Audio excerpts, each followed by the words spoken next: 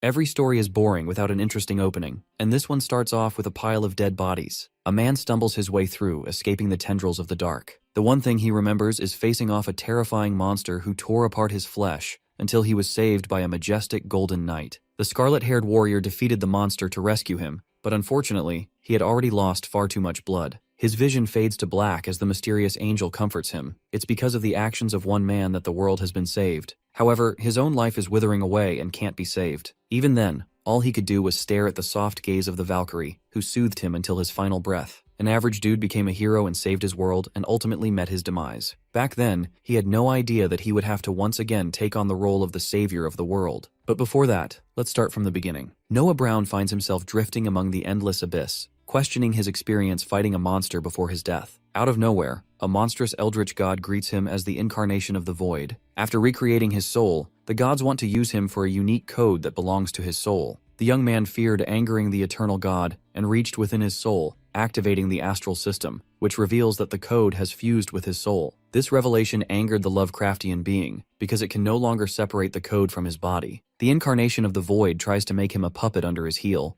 but Noah refuses the god's offer, knowing that nothing can come out of it as an advantage for him. He doesn't get a lawyer or any proof that the godly creature is telling the truth. The system offers to make a pact with the god, but Noah hesitates, because he feels like the entity is hiding a secret. Sensing his refusal, the dark entity swallows his soul, declaring that there is no other way out of his situation. The malicious entity of the void decides to collect the seal from his dead body after his death, but Noah stands resolute and rejects the god. The eldritch entity tempts him by awarding him the status of a god amongst mortals, but Noah doesn't back down, refusing to accept the monster's words. Breaking free, he decides to form a pact with the astral god, promising that he will not conspire against them. Our smart protagonist understands that the all-powerful being cannot kill him because it would have done so already. The incarnation of the void accepts his terms and officializes a pact with him, allowing the use of a unique power. Noah's body is tossed into the realm of Arendir, where a group of mad cultists are chanting at their gods to summon a being from beyond. And guess what? He's the one they've summoned, thinking that it's a creature of the void as they offer him a blood sacrifice for their demands. The crazy-ass cultist executioner draws his sword and pleads to the creature of the abyss to accept the woman as an offering. To be honest, I think anyone would fold in under 5 seconds if the offering looks that much of a baddie. Anyway,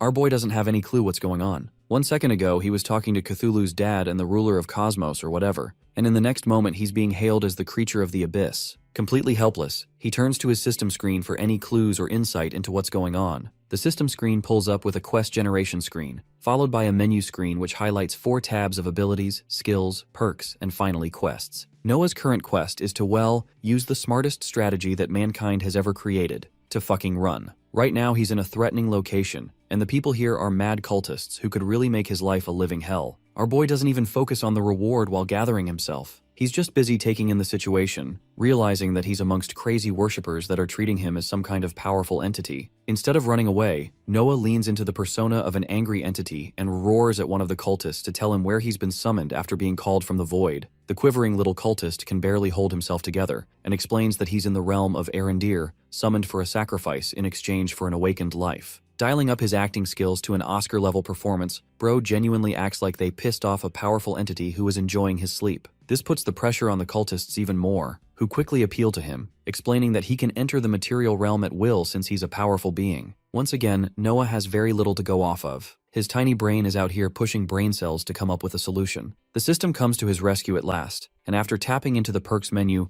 our boy learns that he has something called the Identify skill, something that every awakened being possesses. To cut the explanation short, think of it like an appraisal skill that lets him identify and inspect details. So our boy quickly performs a test on the same random dude in front of him. The skill provides basic details like the association of the cultist and the association of the executioner, but beyond that, it doesn't really say anything. Not even for the 5-star meal of a baddie sleeping in front of him. Of course, Noah understands that the woman must be feeling uneasy about being offered as a sacrifice for a damn deity, so he thinks it's best to help free her. But the question is how? This dude needs a proper distraction, and in order to utilize it, he checks his items menu, opening a list of inventory. Bro only has 1 scroll, so he grabs a hold of it from his inventory, testing its capabilities. Hilariously, the cultists think that the creature of the abyss is capable of using teleportation abilities. But I actually like this reasoning for the system, because it provides a perfect excuse in front of other people. Anyway, the scroll pops open a long essay about the realm of Arendir and his purpose here. It outlines a termination clause too, so if our boy breaks the pact, his soul is going to experience a pain worse than stepping on a Lego. Our boy realizes that he has to do with the best of what he has, so he roars out to the cultists to free the woman, and in exchange he will grant their request. Apparently the dude wants her as his servant, but for some reason, the cultists appear disoriented and start chatting amongst each other. Noah asks to confirm if they're refusing his order. Terrified, one cultist stands up and explains that it's just a shocking event for them. After all, every other pact in history has required at least one sacrifice.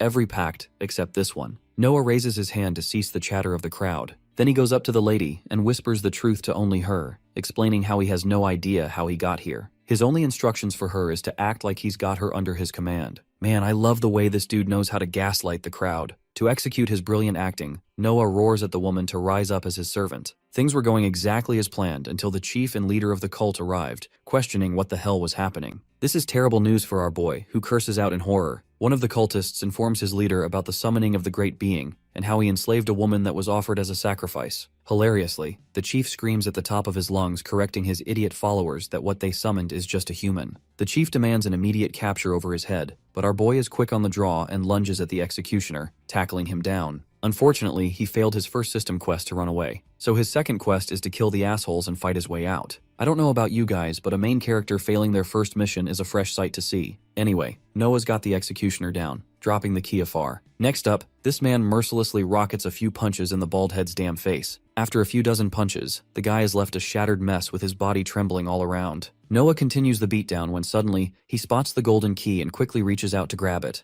After catching the key, he prepares to throw it against the captured woman so she can free herself. Our boy does manage to throw the key, but he quickly realizes that the executioner also acquired his sword. The fight has quickly become a standoff between a swordsman and Conor McGregor. Both of them lunge forth, with the executioner roaring at the top of his lungs. Suddenly, to our boy's shock, a bunch of shadowy tendrils quickly tangle around his body, restraining him from moving. This is bad news, because the executioner quickly uses this as a chance to drill the blade inside Noah's chest, slicing his health all the way down to a critical value. Terror sets in as the executioner quickly pulls his blade out of his body, leaving our boy coughing blood in agony. The executioner prepares his sword to finish him off, and right as his sword is about to impale Noah a second time, a powerful flame spell intervenes, saving Noah's life and grilling the bald head alive until he becomes a medium-rare steak. The realization sets in, it's the sexy muscle mommy from before, and she looks pissed. The rest of the cultists quickly try to attack her, but honestly she incinerates them with just a wave of fire, which genuinely makes me wonder how she got captured in the first place. The Flame Warden packs heat even when she is surrounded by dozens of cultists. To take them all out in one clean move, she spirals her immense flames around them all, grilling them alive. Seeing his little lackeys get utterly demolished by the Flame Warden, the cult leader steps in to deal with her. As for our boy, Noah's struggling to crawl his way to the sword, while a cultist quickly dashes towards him to finish him off. Unfortunately, his health reaches a life-threatening 8%. However, Noah isn't a pussy. This man is gonna die on his knees fighting it out. So he channels his inner Jon Snow and takes the blade, impaling his attacker. While this is happening, the astral spirit gleefully watches from his shadow. The cultist's body flops to the ground, confirming our boy's first blood. The system quickly pops up a bunch of notification screens for him. He's 1/10 of his way to reach a source of infinite potential. Not just that, he's cleared his first quest to kill someone and obtained experience points as a reward for it. The system expresses the competition of his secret quest as well, for freeing Aurelia Fruster, the Fire Warden.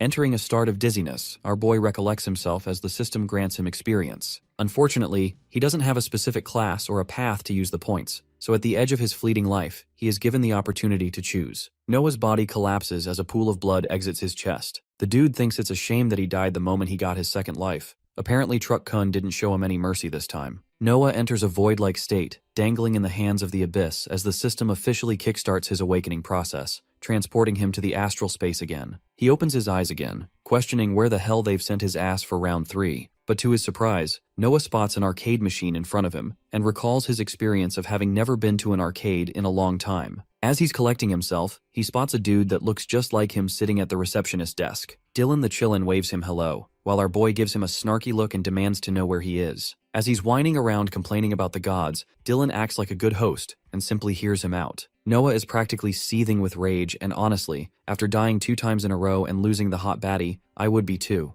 The chill dude asks for a minute to explain everything. First off, he introduces himself in a polite manner, explaining that he's just a figment of Noah's subconscious. So much so that he doesn't even have a last name of his own. It bothers our boy to hear that, but he listens to Dylan's words closely and learns that he's from the endless void. In fact, he is the literal representation of the void that emerged when Noah formed a pact with the astral god. Hearing this, our boy enters a contemplative state and starts walking towards one of the arcade machines. He fiddles around with his arcade stick, and questions if this place is supposed to represent his arcade script. The machine quickly turns on, revealing the system screen imploring him to select up to 3 paths. Before we explore more of the arcade script, let's actually understand what an arcade script is. Dylan explains that the script is part of one's soul. Think of it like the physical form of magic. Now, the arcade that is present here is actually determined by Noah's subconscious. The arcade is called an astral space, a place of familiarity for Noah. The details of the arcade are so accurate that it reminds our boy of his childhood days. As he's fidgeting around with the pad, Noah wants to know of his purpose being brought here in the first place. Glasses Guy expresses that he's not a caretaker or a teacher to help someone awaken, but this specific circumstance is unique. So first off, he instructs Noah to tap on the first button. Our boy does exactly that, popping open an astral fighter prompt and the assigning of his character. The prompt quickly changes to a set of paths. Each path encompasses a class like warrior, martial artist, thug, mage, and more. The goal is to pick any 3 paths, and each path is governed by a total of 4 attributes to weigh them against each other: power, constitution, agility, and finally mystic. These attributes rank the scope of the ability, and over time, each path allows the attributes to grow and become even stronger. The paths that are of the highest caliber allow for amazing immediate growth, but their drawback is that they have very little room to grow in the future. Noah decides to test the idea by selecting a warrior. If he picks this class, he'll have a natural aptitude for fighting and gain a free point for every level. Just like the warrior class, our boy quickly tests out the rest of the paths and realizes that they're pretty similar to the warrior path. Of course, Dylan emphasizes that he can always check out more paths on the rest of the machines, an idea that Noah actually agrees with because he genuinely doesn't like these crappy options. Bro is out here playing character select at this point. Anyway, Dylan guides him to another machine, encompassing the healer class instead of damage. Our boy quickly checks it out and learns that there are only 4 paths under this category. The options are tempting, especially since Noah isn't in the mood to fuck around and die again. Surprisingly, Dylan reveals to him that our boy is actually already dead. It's just his body has entered a state of extremely slowed time, allowing him to awaken before his death. And right after he chooses his paths, he'll return back to the near-dead state he had. By the way, this basically confirms that if our boy doesn't pick a path that heals him instantly, he's cooked the moment he respawns. Interestingly, Noah catches his eye on the Exsanguinator class. Admittedly, it's a rare class, allowing one to deal damage and heal themselves as long as they keep on killing other creatures. The only requirement is a good understanding of biology, but the rewards are pretty good, awarding 2 points per level. Dylan thinks it's a nice option to explore, especially when both of his needs are covered. Excited, Noah finalizes his option and goes on to select 2 more paths. By the way, Dylan is actually pretty damn sneaky. He tells Noah to select a legendary class called the Void's Herald, and though it's freaking busted by awarding 10 attributes on each level up, Noah fully understands that he'll permanently become a slave of the deity if he selects this option. That's why he wants to pick options specifically aimed for helping out his strategy. A while passes, and our boy's looking convinced with his selections. He picked Astral Walker and Void Hunter as his second and third paths. Both of them uniquely allow for multiple points for each level up and a very low cost. Finally, all 3 paths are finalized, and Noah is prompted with a selection confirmation screen. At last, our boy confirms his selection, but the moment he does, terror starts looming all over him. The tendrils of the dark invade his consciousness. I want you guys to imagine the safest space you can think of, and then think about an eldritch being invading that space and pulling you in. That's basically what's happening to Noah right now, as he succumbs to the darkness. Remember Dylan the Chillin'? That guy's looking at him with a sinister smile, revealing that there is one last detail he forgot to tell him. The first awakening process is excruciatingly painful. By the end, our boy curses the shit out of Dylan for leaving out something like that, as his body gets divulged into the darkness. The system quickly follows through with 3 notifications, implying all 3 of his paths being awakened. With each path unlocked, he gains 1 new ability under them. There's Blood Drain, Blink, and the Obliterate ability, and his overall rank has also increased to F. His stats jump considerably, standing at a 4 for power, 2 for agility, 3 for constitution, and finally 6 to mystic. A total of 14 attribute points are for him to spend as per his liking for leveling up. In the very next scene, our boy opens his eyes. He's back his bleeding body, barely having the energy to get up. Accessing the blood drain ability of the Exsanguinator path, Noah quickly drains the blood on the floor and quickly starts replenishing some of his health. His health goes up to 11% as he flips over, relishing the sight of his survival. Let's go back to the scene of the cult chief facing off against the Flame Warden. Things aren't looking great for the girl because she's getting bitch slapped by the old man. The cult leader stares her down like he's a tailed beast from Naruto. However, always remind yourself to never lose faith in a muscular baddie. She's still going. even after her flames have been extinguished. At this moment, the system comes up with an immediate quest to kill the cult leader. It's a hard-level mission, but the reward is a rare ability. Hilariously, the system apparently loves messing around and also reminds him not to die as an optional objective. Aurelia prepares to face off against the shadow tendril, which quickly tries to slap her again. But thanks to her shredded bicep, she can apparently easily block it without any problems. Next up, she cooks a blazing fist and starts unleashing her fury against the mad old man. The cult leader is out here laughing at her futile attempts. Both fighters make the clash as fire goes up against the shadows. While they're having the brawl of the century, our boy is out here busy reading an essay from the system and questioning what he's supposed to do. Inspecting his status screen, he gathers that he has 14 points to his name. A strategy comes to mind.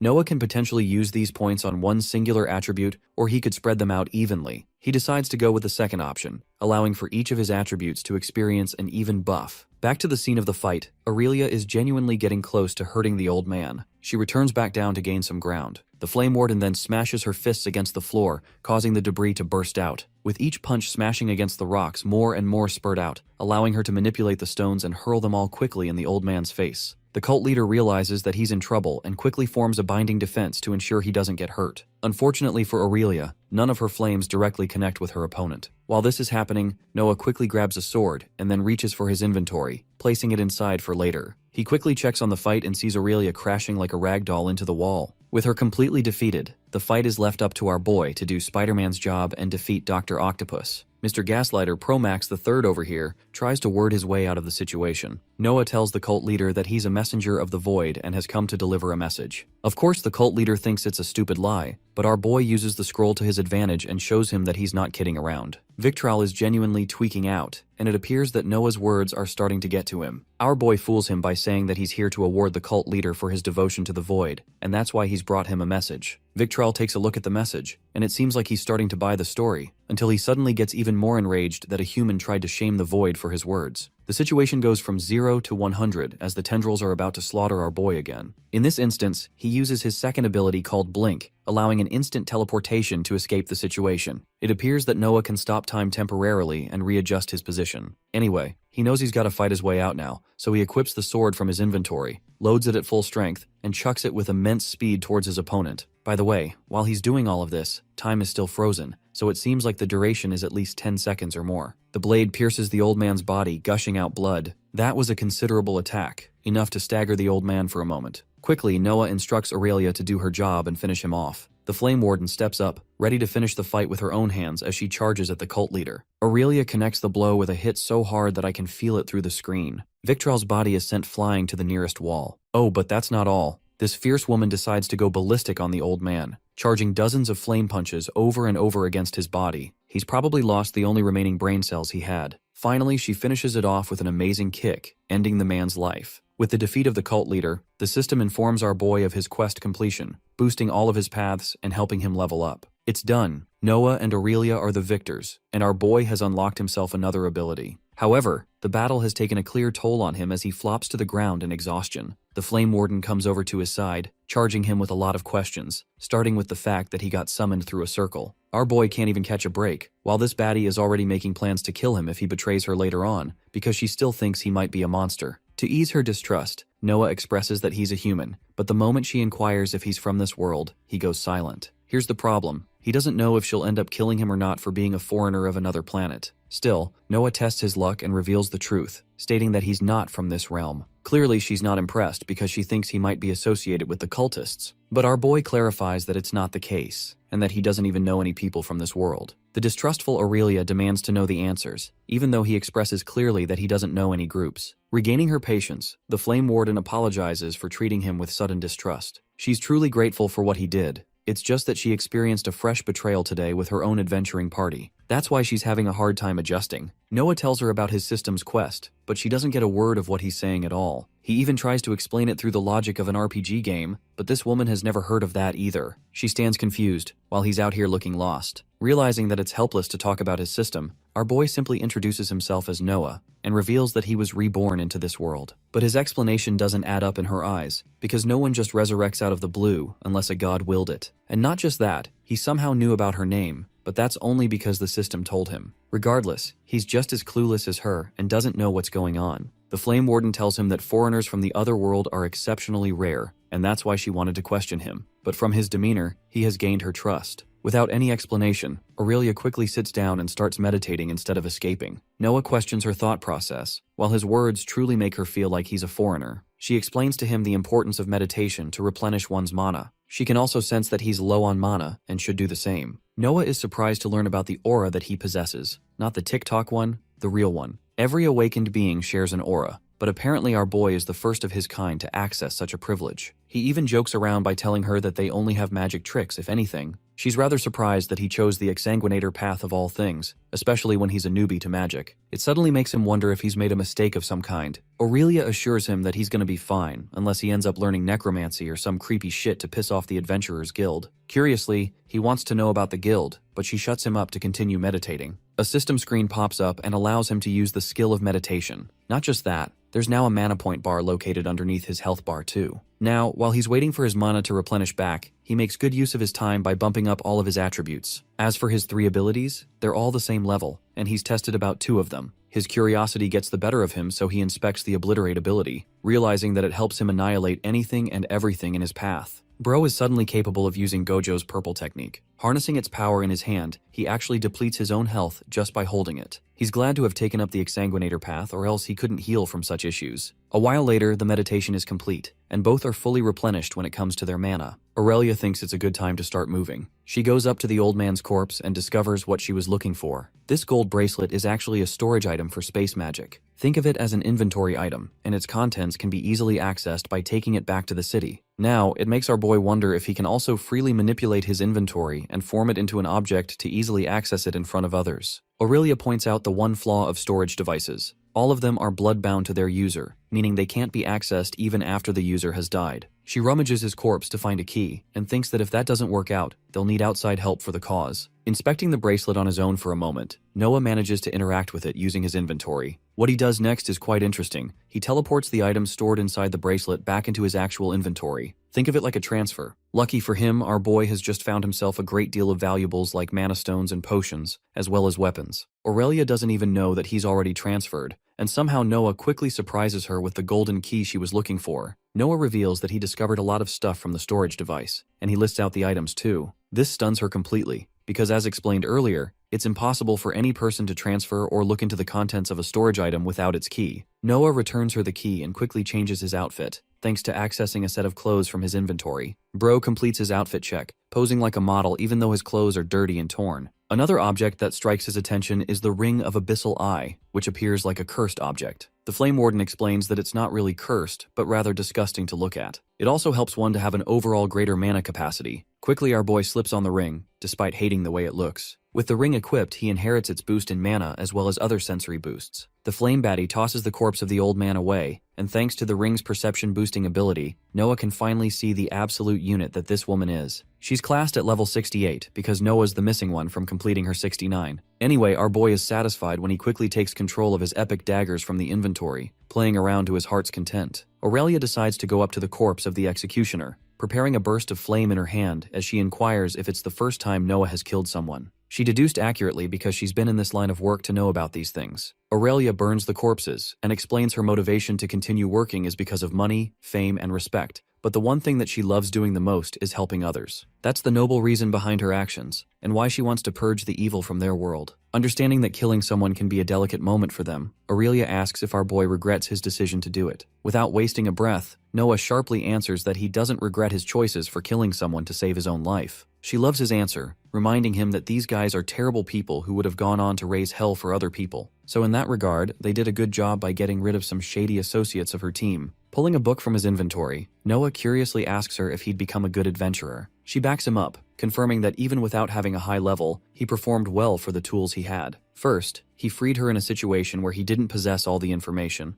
Then he was patient throughout the process, and finally de-escalated the situation with the best way he could manage. Hearing those words soothes Noah's conscience, and he thinks his stupid job interviews from his previous world finally ended up seeing some use. Anyway, he wants to know about the activation process of the artifacts he obtained. The simple answer is ritual magic. A ritual circle is needed for that. But right as she's about to draw one for him, something happens as he's able to access the book without any medium or circle at all. Once again, Aurelia is left completely stunned because this isn't normal in their world. The Tome of Sight opens its knowledge to Noah, allowing him a chance to earn another ability. The Tome of Sight adjusts to any one of the 3 paths he has access to. Our boy decides to go for the Void Hunter path, unlocking his special eye. Furthermore, the ring amplifies the ability and allows it to jump up to level 3. Think of it as a mind's eye, literally. When Noah reopens his eyes, he experiences a level of perception unlike anything else. Think of Gojo's 6 Eyes ability. It's basically like that, and now he's getting a proper isekai experience of a lifetime. Meanwhile, Aurelia is looking at him confused. She tells him that what he's seeing is called an aura, just like the mystical aura surrounding his own body. Noah celebrates in joy while she fails to understand his Gen Z slang, thinking that sick literally means to be unwell. Consuming the second book, he assigns the Tome of Infliction to his Exsanguinator path, helping unlock another ability called Bleed. This one renders a bleed status effect on his enemies, and the same effect can be applied to weapons as well. Once again, it's an ability so uncommon that Aurelia thinks it should belong to a rare or higher category. Before proceeding any further, she hands him a shitty mana stone to eat. But she actually gave him this one for a reason, because if he consumes anything of a higher caliber, he'll succumb to mana poisoning. At first, his body will experience a power boost, but shortly after the poison will take over. And if he's stupid enough to take an even higher grade than that, his body will experience a temporary strength boost before being completely paralyzed. It's a painful way to die. By the way, while she's flexing her body, bro is out here simping for her shredded physique. Consuming a mana stone 3 grade higher is the worst outcome, because the person's body will literally explode, granting an instant death. But that's a lucky scenario, because if it doesn't explode, his body will melt down his flesh and organs as he suffers the most painful death imaginable. Yeah, this man better be careful about these stones. The duo starts exiting the hideout, while Aurelia explains that she's looking for a storage chamber to reap any valuables. Also, she's trying to find an object or a clue for a person, the one she was sent here to look for. This makes Noah question if there are other people around, and as it turns out, there's a small underground dungeon nearby where these cultists store their captives. Unfortunately, she was the last surviving person of the bunch. Before proceeding further, she makes sure to warn him about the traps, or even certain monsters that could pop out of nowhere. The duo marches ahead, looking around for any clues. They stumble across a room where Aurelia requests the storage bracelet from him. She grabs it, equips it, and issues a swirl of flame before raising her arm, releasing a beaming golden light that acts as a torch. In front of them is a wall of text with hieroglyphics beyond Noah's understanding. Having seen the cultists commit terrible atrocities, he is convinced that human nature is just as violent in every world. The Flame Warden wisely tells him that people are easily misled when it comes to the promise of power and having the wrong beliefs. When it comes to these terrible people, they knew exactly what they were doing as adults. Aurelia goes around checking the floor, spotting a unique section that seems like a trap.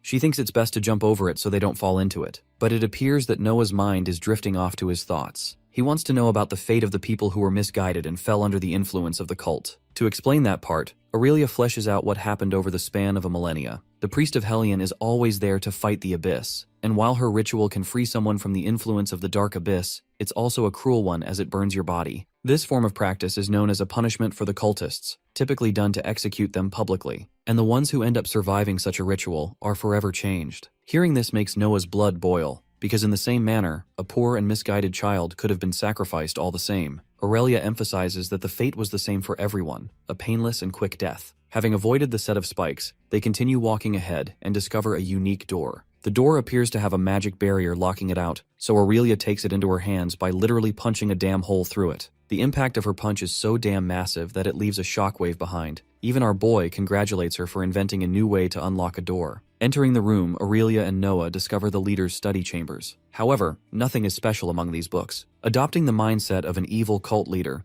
Noah suggests that all the good stuff must be placed elsewhere. He walks around interacting with a book and stumbles across a rare find. This one is called the Skill Book of Advanced Abyssal Call, allowing one to call the creatures of the void. The system wants him to either accept or decline the skill, but our boy is far too busy searching for the secret loot, rather than focusing his attention on another skill. Aurelia grows concerned when she sees this guy dropping a few books on the ground, based on his knowledge from the movies, expecting to use a book to open some kind of secret door. At last, he's able to discover the secret keyhole. Reaching for his inventory, Noah retrieves the golden key and quickly unlocks the gate. Upon unlocking, the library shifts around and twists open to a secret room. Yep, definitely like the movies. While Aurelia is shocked, our boy says that it's an obvious thing to consider from their world. But this is where things get really horrifying. The room is dark and there's blood everywhere, so the fire warden lights up her firefly ability to help navigate the area. But the entire place is stained with blood, adding to the confusion of our heroes. Noah suddenly receives a hidden quest from the system, but this time, there is no clear objective or a clear reward,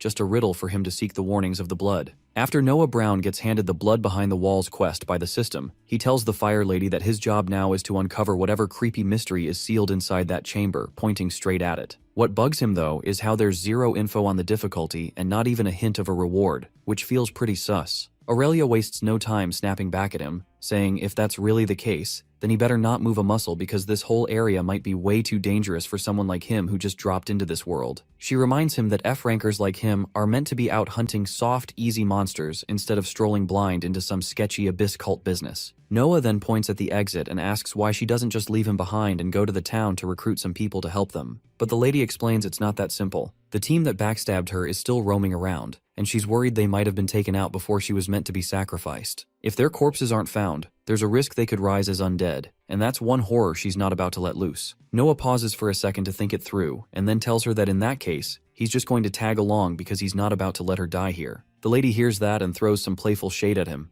wondering how he plans to help when he couldn't even scratch a monster at best. But Noah fires back and reminds her how he was the one who helped when Victrol was about to turn her into a sacrifice. Aurelia brushes it off, saying that was a one-time thing and probably just a fluke, though she does admit he deserves a little credit and that he's actually getting the hang of magic faster than she expected. Noah grins and starts bragging that it's all thanks to years of playing video games, which just makes even less sense to her and leaves her more confused than impressed. As they wander deeper without a clue where they're going, they eventually reach a fork with two possible routes, and Aurelia decides to go left. Once inside, Noah starts noticing how the passage feels tight and way too cramped, so Aurelia explains that this kind of setup is part of a defensive design meant to slow intruders down. She even throws a punch at the wall and figures out it's not just tough but also reinforced with mana. After walking a bit further, they end up standing in front of this massive gate. Noah, being his usual sarcastic self, jokes if Aurelia plans on punching her way through it, but to both their surprise, the thing just creaks open with a light touch. Turns out Noah was right all along, and this really is Victrol's secret study. While Noah appears lost,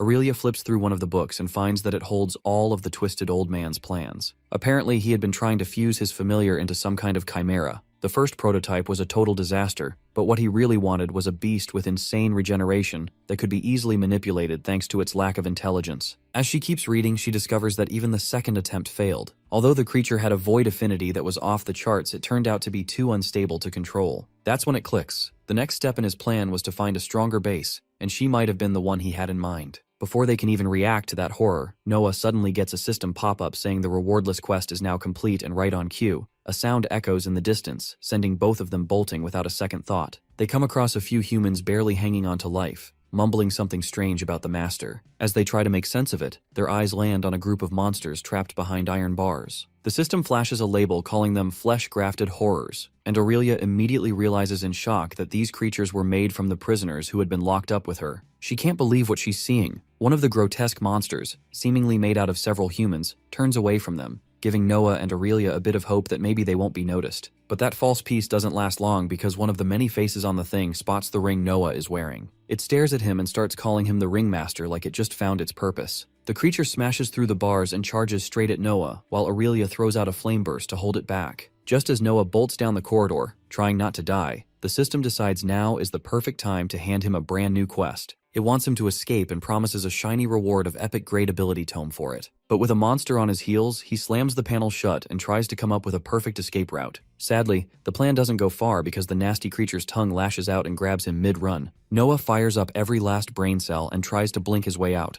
but for some reason the skill refuses to activate. The system chimes in, ever so helpfully, to inform him that the monster is suppressing his aura, which is why his abilities lock down. Just when things start looking really bad, Aurelia jumps into the fight and blasts the monster's rope-like tongue with fire, saving Noah from getting reeled in like a fish. The monster doesn't take that kindly and instantly locks onto the fire lady, clearly seeing her as the new pest that needs to be exterminated at all costs. To make things worse, it heals almost instantly, which really throws Aurelia off since her flames don't seem to be doing much against something that heals faster than it burns. Then the creature unleashes this ungodly scream, louder than the most dramatic woman alive, and Noah has to slap his hands over his ears to stop his eardrums from shattering. The system informs him that this was something called a phantom shriek, and congratulates him on successfully resisting it. Meanwhile, the monster keeps chasing Aurelia, but she darts around using her fire magic, dodging its attacks again and again until she finally gets close enough to roast the main body with a well-placed burst. She glances back at Noah, casually asking if he made it through that scream, and it turns out our guy's only feeling a weird tickle in his ears. Before they can even catch their breath, the monster heals up again and suddenly starts spinning like some nightmare version of a Beyblade, flinging out attacks that both of them barely manage to dodge. Not wasting a second, the Fire Lady launches herself into the air and dives straight at the monster, basically pulling off a Pegasus Sky attack but with flames. The fiery blow scorches the monster down to a crisp once again, and Aurelia quickly pulls back to keep some space between them. The creature wails like it's actually in pain and its many voices sound completely helpless. Aurelia throws out another fire blast, hoping this one might finally finish it off. But of course the beast heals again, and this time it doesn't stop there because now it starts to evolve into something even nastier, growing a massive mouth and even wings for good measure. The scream from this new and improved horror hits Noah hard, and the system throws a terror debuff on him, cutting down all his stats and slowing his mana recovery by 10%. Blood spills from his mouth as he's forced to the ground, and just as he manages to blink, Aurelia gets yanked by the monster's tongue and slammed straight into a wall, knocking her out cold. Now that she's down, the monster turns its attention to Noah and charges at him, but he barely dodges using Blink, which finally reaches level 2. It then heads for the Fire Lady to devour her, but before it can, Noah draws his blade and slashes at the monster, landing a clean hit and triggering a bleed effect, though the creature just resists it like nothing happened. Right when he needs it most, Noah runs out of mana, but somehow still uses his brain and gulps down one of those disgusting mana crystals. It fills his mana right back to full but also hits him with a bit of minor mana poisoning. He keeps slashing at the monster anyway, burning through his energy until he's nearly worn out. He tries using his blood drain skill next, hoping it might turn things around, but the horror beast brushes it off easily and lunges at him with its mouth wide open. Noah blinks over it just in time and goes in with another slash, praying it'll work this time. He drops to just 4% mana and swallows another stone, which instantly gives him triple mana poisoning. Still, he blinks into the sky and launches a Void Hunter skill called Obliterate straight down at the enemy, following it up with a double slash as he drops onto the monster. His skills level up mid-air and he crashes down for what seems like the final blow. Just then, the mana buff wears off and the system hammers him with paralysis, a full-blown migraine, and an almost empty mana bar. This time things take a bad turn, and Noah ends up tangled in the monster's tongue, getting pulled in like he's some juicy patty burger ready to be swallowed.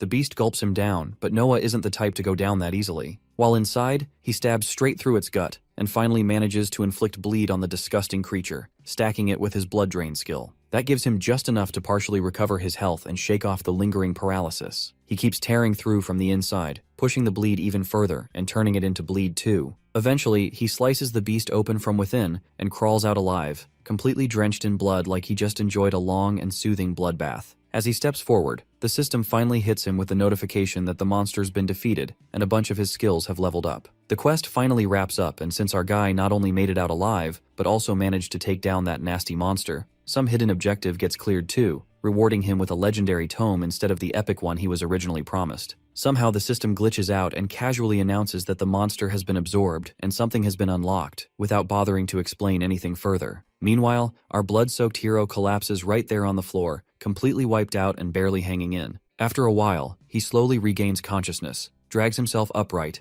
and lazily wipes his face clean. He decides to meditate, thinking that maybe restoring mana will fix everything. But the universe clearly has other plans, because he ends up collapsing again with his head stuck to the floor like it's been glued there. A pile of status ailments hit him all at once. Around this time, Aurelia finally wakes up and looks over at him, asking what on earth he's trying to pull by lying around like that. She then gives him a rare thank you, saying she still can't wrap her head around the fact that he saved her guts not once, but twice now. She even admits that both of them making it out alive feels like an actual miracle. As she walks over to check on him, she realizes what's going on, and figures out that our guy's getting wrecked by some intense mana poisoning side effects. Noah asks if this is something he should actually be freaking out over, but the lady shuts him down, saying it might get a little ugly but definitely not fatal. She even throws in a simple fix, telling him to just close his eyes and keep releasing mana until he's completely empty. Our guy takes her advice like a loyal student and goes all in on the mana dump, and somehow it actually works as he drains himself completely. However, being out of mana isn't exactly fun either, since it feels like every bit of strength is leaking out of his body, and he ends up slumping into a forced bow like he's honoring a king. Luckily though, right when his mana hits rock bottom, the symptoms of mana poisoning let go of him and he drops down softly, finally catching a break. The Fire Lady tells him to just lie there and let his mana build back up on its own, which basically means staying flat and lifeless for a while. She adds that it might take him around 2 whole days before his regeneration goes back to normal. Noah turns to the lady and asks if she's got any water or maybe a healing potion, and the moment he gets his hands on one, he gulps it down like a dying fish. Feeling a bit more alive, he gets back up and starts ranting about how badly he's lacking in abilities and how he really needs to step up. So, he decides it's finally time to check out that legendary tome he somehow ended up with. Turns out it's got something called the Lifeblood ability, and without wasting a second, he activates it. The new skill gives his health regeneration a massive boost,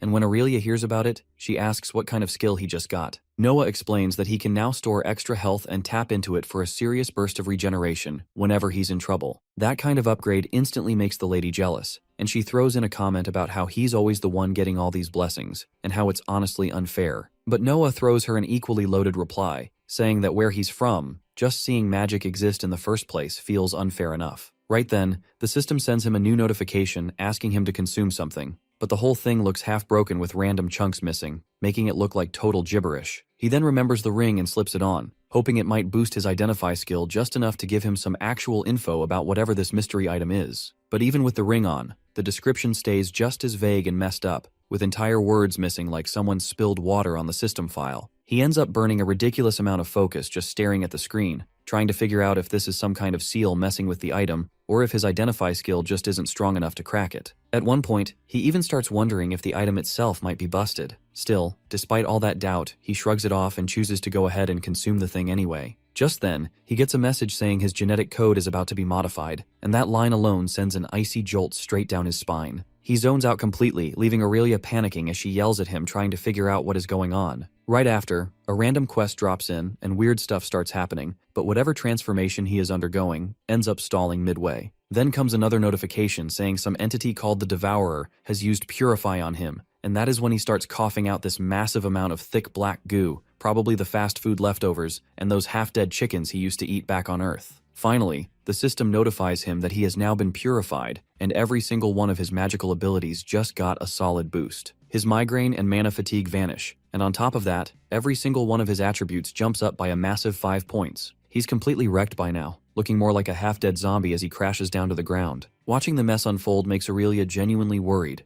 especially since it's the first time she's seen this much toxic sludge oozing out of one human. She can't help but question what kind of cursed place his previous world must have been to bless him with this level of poison buildup. Meanwhile, Noah finds himself chilling in a bath, thinking about how just yesterday he was stuck at a miserable job, and now he's somehow turned into a blood-sucking weirdo who pulls stuff out of thin air. As he scrubs himself down, the system helpfully pops up to inform him of the most pointless update ever, that he has now been cleaned. He doesn't really dwell on it, and after throwing on some clothes, he checks the system to see how much his attributes have gone up. That's when he notices a new Devourer skill that boosts all his stats by another 5%. On top of that, he also unlocks a growth attribute that lets his strength increase naturally, either through magic or just by doing things himself. As he's still enjoying the rush of power going through him, Aurelia walks in asking the most obvious question ever if he's awake. Noah casually tells her that he even managed to take a bath and jokes if she wants one too. The lady points out that he already had one while she was dragging him here and checking the place around. Noah wonders aloud if he was knocked out for an hour or more, but before he can say anything else, she asks if he's not already sick of being stuck here, and says it's time to leave since there's another place they should be heading to.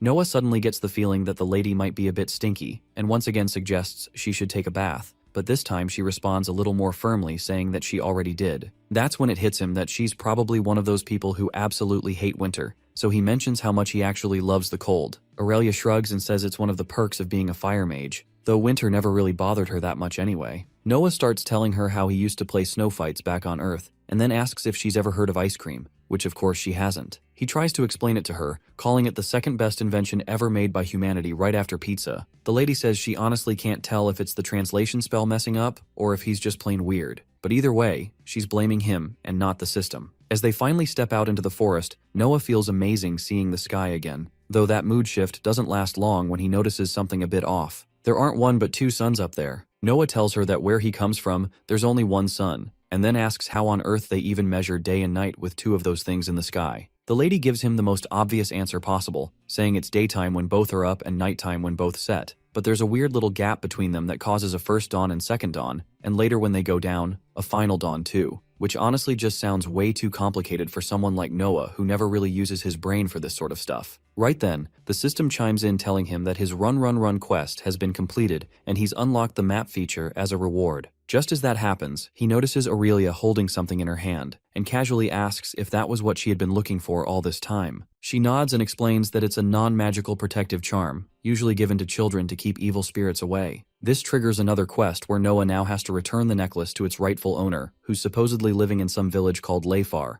which, judging by the name, is probably not nearby. The difficulty level looks easy at least, and he's promised some experience points as a reward. He lets Aurelia know about it, and she suggests they should camp for the night since the final dusk is just a few hours away. She points out that this might be his first real adventuring quest, so she's going to be the one taking the lead this time. Our guy bows down like a loyal student, calling her his teacher and showing his appreciation. Next thing, it's morning already and Aurelia's got two giant armadillo-looking creatures ready, called armadillos here, which seem to be their best bet for crossing the forest without getting stomped by something worse. Noah feels a little uneasy as he isn't exactly a fan of giant creatures, and nervously asks if she's really sure these things won't eat them. She climbs onto one without a second thought and tells him that they're herbivores, actually pretty chill to tame and willing to help humans as long as they're getting fed. Weirdly enough, the fact that they already have saddles just lying around makes it look like they were made for lazy riders like them. Noah wonders if he somehow turned into Mowgli overnight and tries climbing onto the beast, only to get tossed off and end up kissing the ground. Aurelia's already getting ready to move out, but Noah, not about to get left behind like some side character, activates his blink skill and teleports onto the saddle like he owns the thing. The ride keeps going, and as the creature starts hopping over massive trees, Noah loses balance and slips right off since his grip game clearly needs work. He quickly uses Blink and manages to grab onto a branch, but today just isn't playing nice with him, because the branch snaps and sends him crashing down. To make things worse, the creature strolls over and starts licking his face, and Noah's immediate reaction says it all as it feels absolutely disgusting. After a messy start and enough bruises, Noah finally figures out how to stay on properly, and suddenly looks like he's having the time of his life acting like this might be the coolest thing he's ever done. He even claims it feels like riding on a dragon's back, and the moment that word drops, Aurelia suddenly tenses up and demands to know if there were actually dragons on Earth. Noah tries to explain that dragons were all over their movies, stories, and manhwas, but they were more like mythical stuff. He then goes on about how the closest real creatures to dragons were dinosaurs, but those poor things got unlucky and went extinct long before humans even showed up. Aurelia struggles to keep up with all that, though she does agree that it was probably a blessing those dinos got wiped out because from what she knows, elder dragons are rumored to wipe out entire cities whenever they randomly show up to play a little peekaboo. She adds that even though it's been centuries since the last sighting and most people now believe those dragons were just legends, she's convinced they actually existed. Their chat about dragons and dinos keeps dragging on until they finally reach the end of the forest patch. Noah asks her how many days it's going to take them to reach the village they're heading to,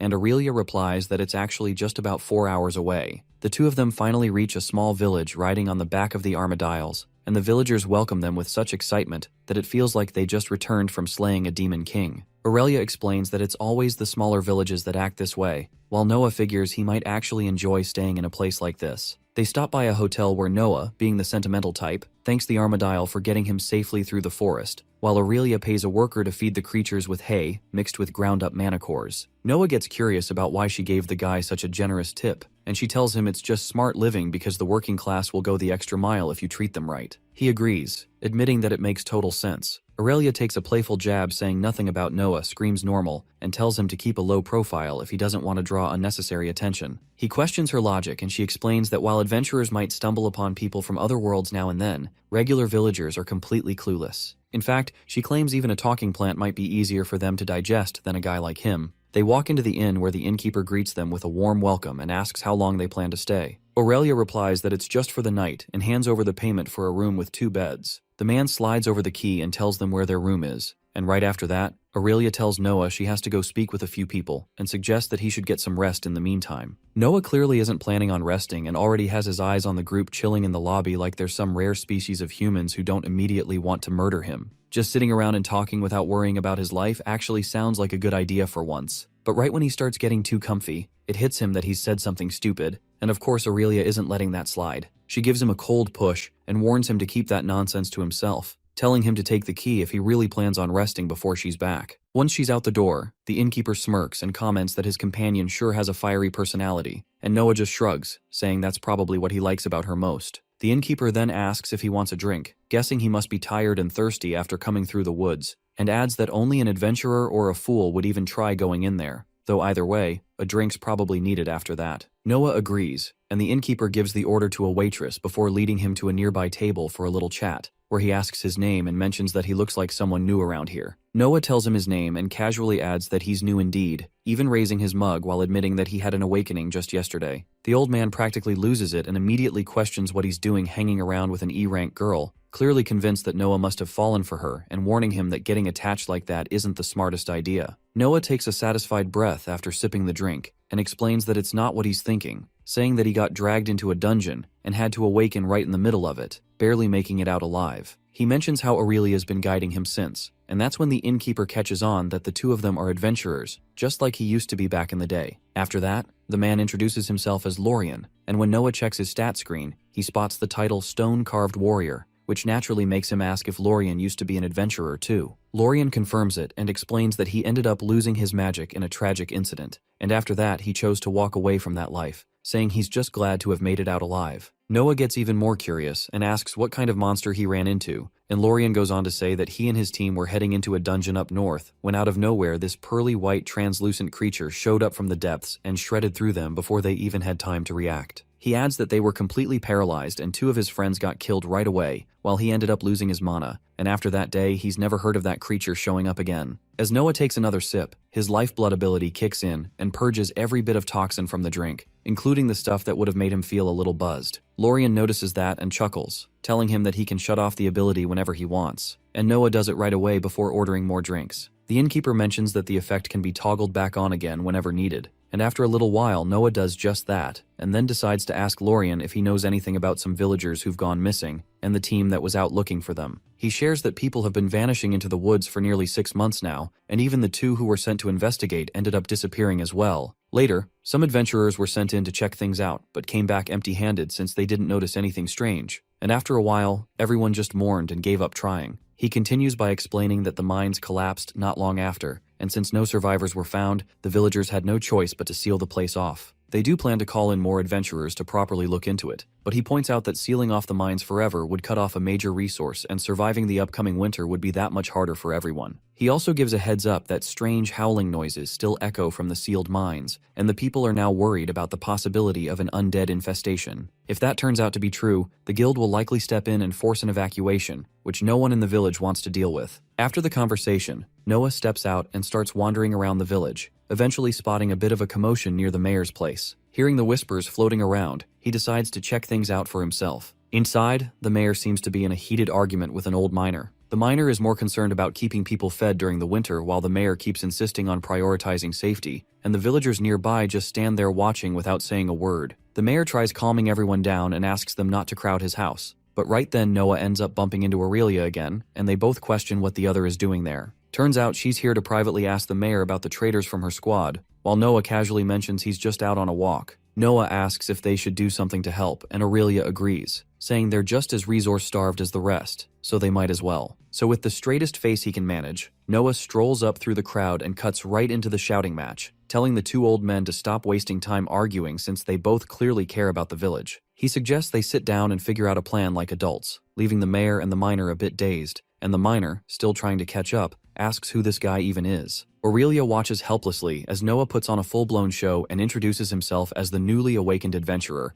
and the obvious solution to all their problems. He explains that the village has trouble in the mines and needs adventurers to investigate the strange occurrences since it might be dangerous, so he nominates himself to handle the situation and promises to come back alive. The miner points out that sending a freshly awakened adventurer is just asking for a funeral, to which our boy casually points at Aurelia and says he's not going solo, which makes her visibly annoyed. She steps up and declares that she's an E-rank, hired for a quest just a few days ago, and the village's mess might be part of it. The mayor recognizes her right away and asks about her party, and she explains that she's there looking for them and is also willing to investigate the current problem. Noah instantly jumps in and demands compensation, flashing a business-class smile like he's sealing $1 million deal. The mayor is pleasantly surprised by the offer and asks what their price is, and Noah smoothly asks for an ability tome. But the mayor explains what they have might not suit him, and recommends checking Windrest City and consulting the guild hall there instead. Aurelia cuts in and asks for a D-grade mana stone and 2 horses in exchange for finishing the quest. The miner suddenly declares he'll go along with the both of them since he's a veteran and knows the mines better than anyone.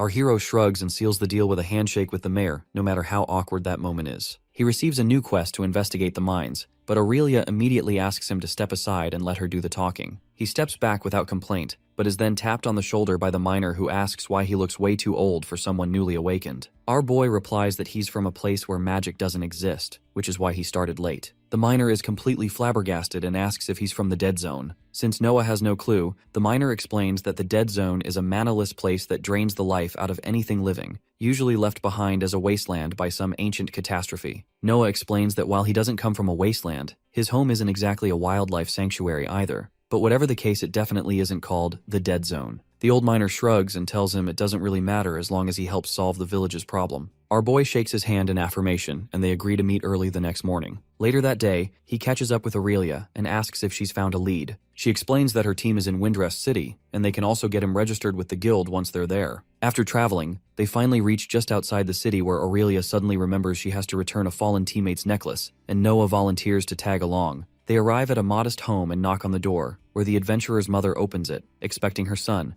but the moment she sees the necklace and realizes the worst, she quietly asks if they found him, and Aurelia shakes her head in a heavy silence. The woman asks her daughter to let the guests in, and inside, the girl gently consoles her mother, saying they'd already expected this outcome. She thanks them for returning the necklace, saying it'll help them move on, but sighs that she has nothing to offer in return. Noah calmly explains that they're still continuing the village quest, and Aurelia apologizes that they couldn't do more. He gives her a light pat on the back, and the old woman asks to be left alone. Just as they turn to go, she suddenly stops them and asks what really happened to her son. Aurelia explains that the abyssal cultists had captured many villagers, including her son, and were using them for blood sacrifices. She says that even she and Noah barely made it out alive, and she would have died if it weren't for him. After escaping, they searched for survivors but found none. Only the necklace remained. The woman then asks if they at least killed the cultists, and our hero firmly confirms that they got every single one, which brings a bit of relief to her. She begins to recall how her son Pierce had just turned 14 and had always been reckless, often wandering off monster hunting even as a kid. She adds that his father had also been an adventurer, but gave it up after marriage, though that life never really left him,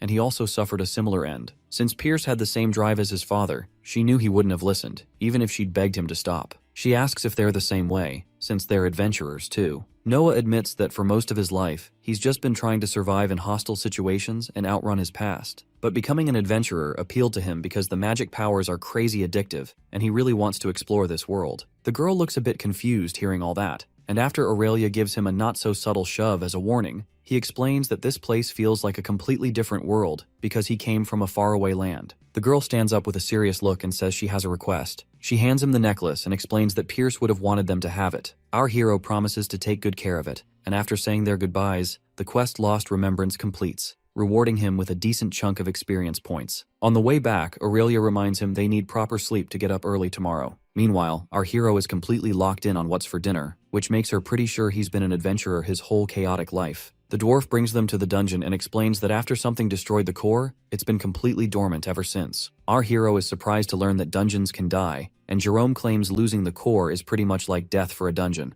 though he says that's foolish since one can gain riches of a king just by farming resources from a dungeon kept under tight control. In fact, many nations have come into existence purely by taming a dungeon. Outside the blocked-off dungeon, our boy wonders if he can cut through the rocks with Obliterate, but in the end, he has no choice but to hide his powers and get through the rocks the old-fashioned way. Surprisingly, Jerome mines like a beast and claims it wasn't any ability, just raw muscle and decades of playing Minecraft. Inside, they find lots of mana stones embedded inside the walls because no one has looted this dungeon for a very long time. But Aurelia tells Noah to stay cautious because there could be countless monsters lying in wait for them, so he gets ready for a fight. The dwarf explains that usually, if there were monsters, they would have already appeared. Moving forward, the team finally arrives at a giant gate to the main section of the mines. What they find inside, though, leaves them completely stunned, and the smell of countless decaying bodies makes our boy nearly spill his guts. Then, the trio hears a harrowing scream echoing from the distance, so they rush toward the source of the voice as fast as possible. There, they find a lone miner prone on the ground with all 4 of his limbs mutilated cleanly, like he was tortured by pure evil. Our hero assures him he should be okay and asks just what kind of a monster did him in. Turning around with corrupted eyes and void tentacles coming out of his head, the miner weakly warns him to run before it's too late. Our boy sweat bullets in horror as tentacles shoot out of the guy while he screams in unimaginable suffering, and the system informs him he is a void-grafted human. Jerome and Aurelia yell at Noah to run as a new quest pops up, telling him to take down Victral's legacy project with the reward of an epic summoning skill tome. The miner is raised into the sky as black tentacles spread out of his body like a cursed Dr. Octopus, but Noah stands his ground, ready to face it head-on. Aurelia tells the dwarf to leave while he still can as the mutant miner fully awakens and attacks the first target in sight. Our boy blinks away and is annoyed as he quickly learns the mutant also has a teleportation ability like him. Out of nowhere, he feels a giant fire spell fly over him and blast the ground where the mutant miner was standing, though he is suddenly nowhere to be seen. Just then, Noah looks up and realizes the ugly bastard is coming from above, so he quickly teleports to safety, but the mutant closes the distance in an instant while he barely holds its wild flurry of attacks back. Luckily, Aurelia gets the void mutant off him with her flames, and as she steals its attention, she notices a giant boulder above her. Using her fire magic to roll the stone off, Muscle Mommy catches it like it weighs nothing and envelops the entire boulder in flames before yeeting the fiery rock straight at the mutant. Realizing he won't get a better chance than this, Noah rushes toward the staggered mutant and plunges both his daggers smack dab in the back of its head, inflicting heavy bleed on him. The mutant guy screams in agony and forcibly throws our boy off his back. He follows it up by thrashing Noah with whip-like tentacles and inflicts corruption poison. Watching the mutant guy ready his final move to finish him off, Aurelia screams at Tentacle Man to distract him quickly. At the same time, our boy realizes his health is going to hit 0 and he needs a potion fast. After downing a poison resistance potion, he rushes right back into the fight. Using Aurelia's flames as cover, he goes in for the kill, but the void mutant suddenly loses his power and blasts off into the wall, and Noah quickly realizes that the miner is transforming into something far worse. Our boy pulls out his dagger fast, clearly planning to end the guy's misery, and charges straight at him. Aurelia thinks he's finally lost it and tells him to stop, but he stays locked in as he slices through the chunky tentacles like a budget Sasuke with 2 tiny swords. One of the tentacles doesn't appreciate the drama, smacks him in the face and latches onto his arm right as the mutant hits phase 2 of the boss fight. Out of nowhere, a massive sphere of miasma surrounds him and blasts Noah back like a nuke went off, throwing him around so hard his arm just pops off while his health drops to 20% before he can even process what smacked him. His lifeblood skill shuts off and he wakes up trembling from head to toe since the poison stops getting cleansed. Grabbing the rest of his busted arm, he tries hard not to think about how pathetic he must look right now and quickly stores it away in the inventory, silently hoping he finds some cracked method to stick it back on later. Meanwhile, Aurelia leaps high into the sky and hurls a giant fireball down like it's literal doomsday, while our boy channels his inner Zorro, if Zorro was an amputee. With no hesitation at all, he dives straight at Tentacle Man and bashes him in the face as hard as humanly possible, then follows up by chopping off that nasty tentacle hairstyle he's been rocking like a cursed fashion statement. But he doesn't stop there. Our guy snaps and goes absolutely rabid on him, literally biting down on tentacles like a starving dog. The powerful poison coursing through his mouth levels up both his poison resistance and lifeblood skill. He keeps fighting side by side with Aurelia for a bit longer, until she suddenly tells him to back up before she goes full anime with her ultimate move to completely roast the mutant guy into ashes. After the flames settle down, he notices there isn't a single trace of the guy left behind, which means he's teleported somewhere nearby. So he tells Aurelia to quickly light up the entire room, since the freak can only travel through shadows. Hearing that, Aurelia charges up her spirit bomb and lifts it into the air. Noah catches a glimpse of the mutant trying to slip away, so he pounces on him and pins him down by stabbing his dagger into his shoulder. But that still isn't enough to stop him. The mutant escapes and grabs Jerome as a hostage, looking smug like he just ruined Noah's plan completely. Our hero lets him know he shouldn't get too cocky, because he's about to witness a move his smooth brain could never comprehend. He pulls up his inventory and whips out the letter of the Void Lord, instantly making Tentacle Man hiss in irritation as he realizes what's about to go down. With an ominous tone, our boy tells him that if he can really sense the power he's holding, then he should know exactly what he's capable of, and that he better drop the dwarf fast if he wants to see another day. Noah shouts at him to let Jerome go, and it has no effect at first, but the second time he says it, the mutant yeets the dwarf away like a crumpled receipt and lunges at Noah, trying to snatch the letter for himself. That doesn't end well, as our boy swiftly stabs him in the chest, using his momentum right against him. After that, Aurelia tells him to fall back because it's her turn to get serious. She leaps high into the air once again and sends a blazing firebomb raining down on the mutant, causing an ear-splitting explosion. It's so powerful that even the boulders on the ceiling start rattling, like the mines might cave in at any second. Regardless, Noah strolls toward the mutant without a single care in the world, Jotaro style, and to his surprise, the mutant regains some of his senses and actually begs him to put an end to his miserable existence. Without hesitation, our boy does exactly that and puts the poor man out of his misery. The system congratulates him for defeating a rare level 60 monster, and just like that, all his skills level up again, completing the grim quest to end Victral's legacy. For a brief moment, he actually feels bad, knowing the miner was stuck inside, helplessly watching as his own body committed atrocities he couldn't stop. Then a panel pops up, asking if he'd like to devour the abyssal grafted human. He accepts, of course, and while his rank up progress shoots higher, he also ends up absorbing the miner's memories. That's when things hit the fan. The trauma slams into him like a truck, and he lets out a blood-curdling scream, shaking from head to toe just trying to process the memories. The hellish pain, centuries of twisted torment, and inhumane experiments burn through his brain, and when it finally settles, our boy swears with fire in his eyes that he'll crush every last one of Victral's twisted science projects and wipe out the entire abyssal cult like it's his personal mission in life. As rage ignites every fiber of his being, a new quest window pops up, telling him to destroy the abyssal cult and hunt down every last freak involved. But the quest difficulty is impossible, and the reward is unknown.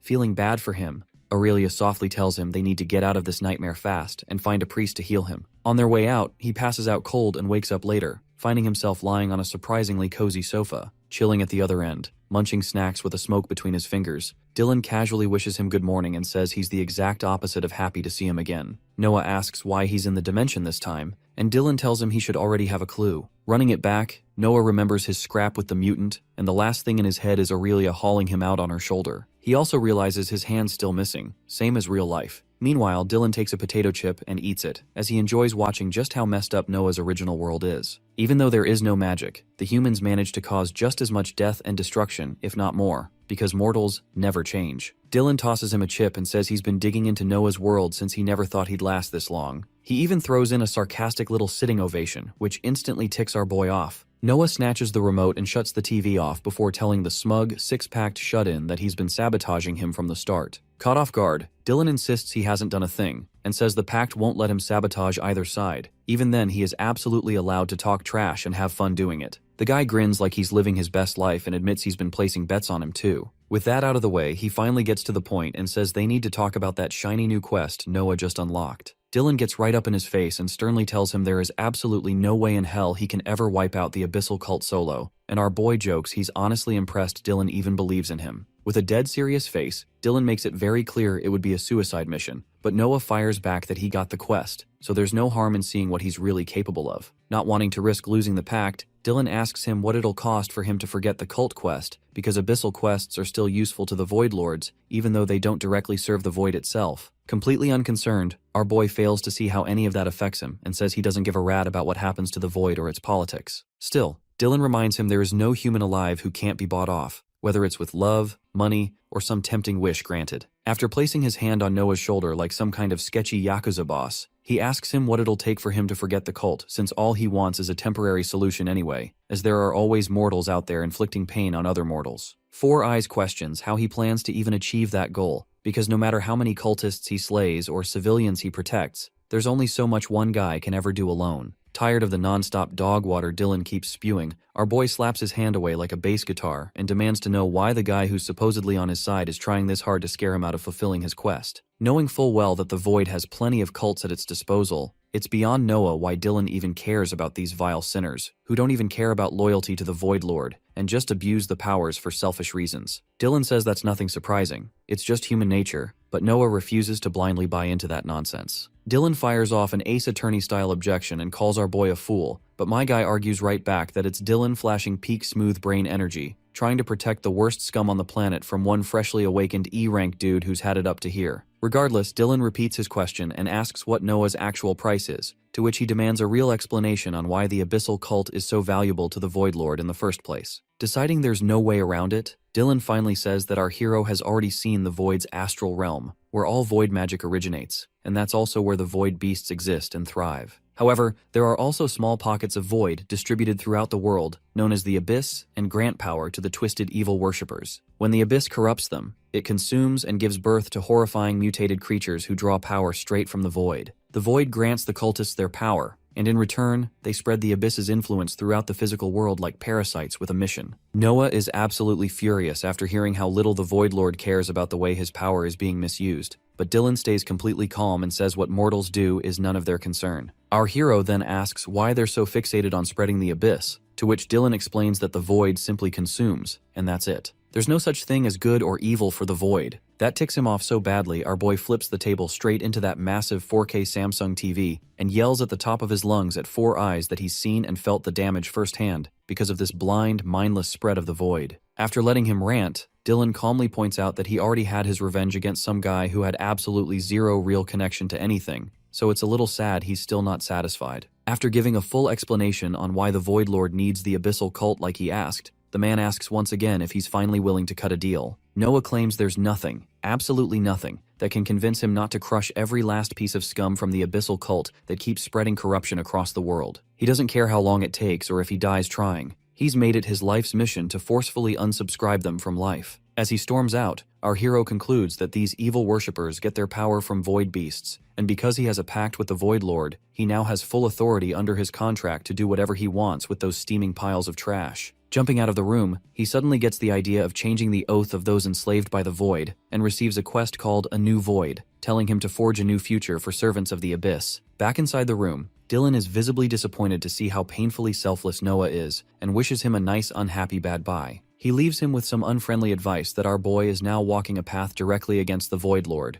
so he better be ready to face their wrath when they finally take notice. Our hero finally wakes up in reality, and sits up in bed, thinking he's really been passing out a lot lately, like it's a new side hobby. Just then, Aurelia walks in and tells him he was comatose for 2 whole days, and the healer thought it'd take him at least a week to get back in shape. But our boy somehow feels surprisingly great aside from, the small detail of missing half an arm. With a big bright smile on her face, Aurelia tells him it's no biggie because healers can grow back whole arms if he can cough up the money. Though, since he has blood skills, there is also a chance he just regenerates it himself after ranking up a bit, which honestly wouldn't be the weirdest thing he's done. Hearing that, Noah feels pretty satisfied, and asks her if there's a library nearby because he wants to discover any other options he's got. She tells him to go break a leg, as long as he's not using anything sketchy. He flashes her a cheeky grin and makes absolutely no promises, because to be honest, nearly all of his powers scream pure evil. Concerned, Aurelia tells him she's been meaning to ask something about his power for a long while now, saying she knows humans from other worlds usually have unique powers, and admits she's genuinely grateful for all the things he's done for her. Still, she just can't hold herself back anymore, and explains that she senses 3 distinct auras from his mana core, and it looks like he has zero control over them, so it's obvious he is using 3 different paths. While that alone isn't that strange, the 3 paths are way more powerful than the average person's, and even though he hasn't harmed a soul, he is suspiciously good at fighting. The fact that the Abyssal Cult summoned him and he uses void magic doesn't exactly help her sleep at night, but she still chooses to trust him because he saved her when she needed it most, even though he easily could have left her to die alone. Being a certified Chad, our boy casually tells her he's done every martial art she can think of back in high school, and even name drops all the ones he tried because he always had a passion for fighting, even if he switched it up a lot. Then he admits that he isn't entirely sure what's up with the 3 paths either, and that he simply did what he had to after getting yeeted into a life-threatening situation in a world he didn't recognize. Hearing that, Fire Mommy totally gets it and says she trusts him, which is something she doesn't do easily, and asks him to return that trust. Using her flames, she dispels the concealing magic that hides the ring's real power, and because she trusts him now, she straight up hands it over and tells him to inspect it properly. He appraises it and gets a vague explanation,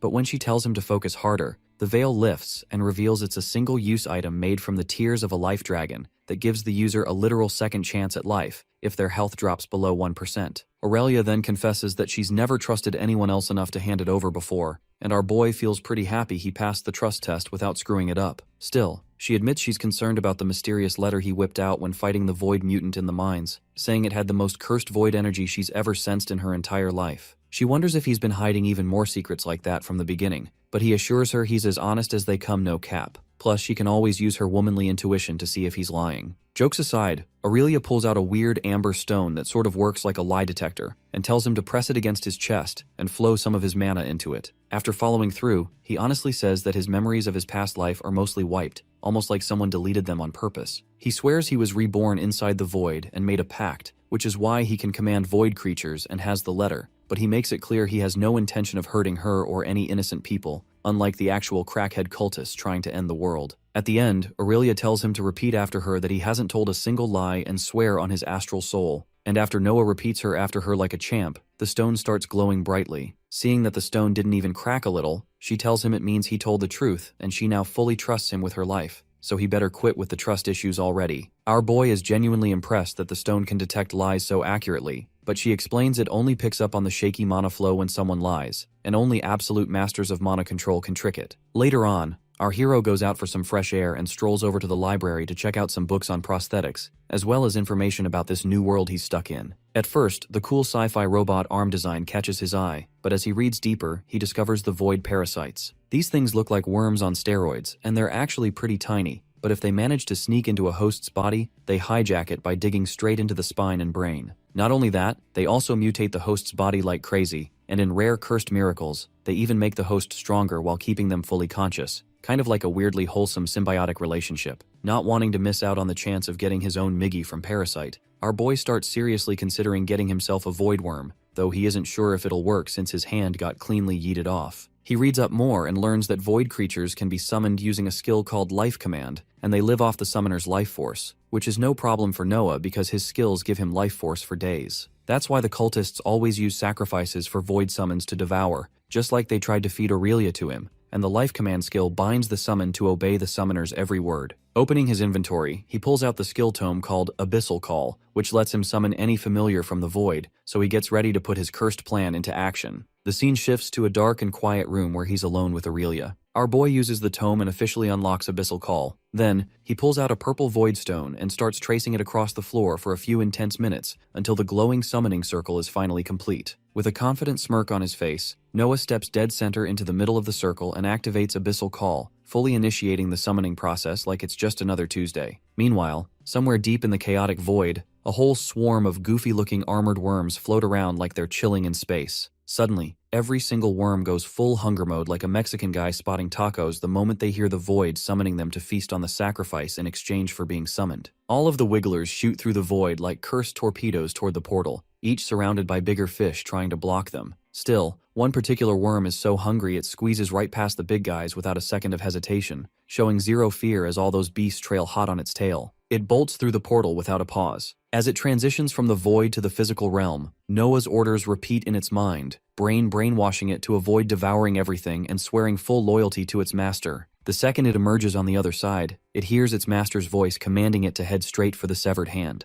Knowing full well it'll be thrown back into the void if it dares disobey, the void worm transforms into a thick black glue that fuses Noah's arm right back into place. He names the little guy Tony and tells the good worm to keep working, but then a sharp jolt of pain shoots through his arm and drops him to his knees, triggering a level 1 fever. Watching him suffer, Aurelia immediately flips out and threatens to burn the whole arm off unless he unsummons that cursed thing. But Noah tells her to calm down because he's got it under control, even though he looks like he just rage quit a Fortnite match. Suddenly the pain cranks up and he lets out a raw scream, so Aurelia points out that he's clearly not as in control as he thinks. Noah admits his body feels like it's burning from the inside, so he rips off his shirt dramatically, revealing a six-pack that would make every K-pop stan froth at the mouth. At the same time, the void aura swirling around his arm intensifies, and his fever kicks up from level 1 to level 2. Taking the opportunity to cop a quick feel, Aurelia puts her hand on his back and confirms the fever's real, and our boy explains it's all because the parasite is devouring his life force to heal the arm. He begs her to pass him some health potions since the pain is so intense he can't even stay upright. Collapsing on the floor like an absolute unit, our hero convinces himself that pain is just a beta mindset and refuses to be ruled by it, causing his pain-tolerant skill up to level 2. Fighting through the torment, he starts meditating, breathing deep and steady like he's doing yoga in hell. Our boy reaches enlightenment, and his meditation skill breaks through to level 3. Once the pain finally disappears all of a sudden, he stares at his jet black hand and notices it's completely numb. With the fever finally gone, he throws his shirt back on, much to Aurelia's disappointment, and she hands him a potion. He downs that bad boy like a chug jug, and the remaining pain vanishes like it was never even there. Feeling his arm twitching like it's got a mind of its own, he realizes Tony is still doing his thing, and politely asks the worm to calm down a little. The void worm responds that his nails are now poisonous claws, and his arm muscles are buffed to superhuman levels. Hearing that, Noah nods in approval and compliments his boy on the solid work, while Aurelia silently wonders about the many things that Big Black Hand can be used for. The upgrade officially changes our hero's race from modified human to human symbiote, and as he flexes his shiny new arm, the system helpfully informs him that the void worm's presence enhances his primal instincts and gives a buff to all his physical stats. Aurelia is genuinely surprised his completely unhinged plan actually worked, and our boy admits he wasn't all that confident it would pan out either. With a grin that could make even cultists cry, he says every bit of pain was totally worth it. At first, she warns him that his new situation is going to attract even more attention than before,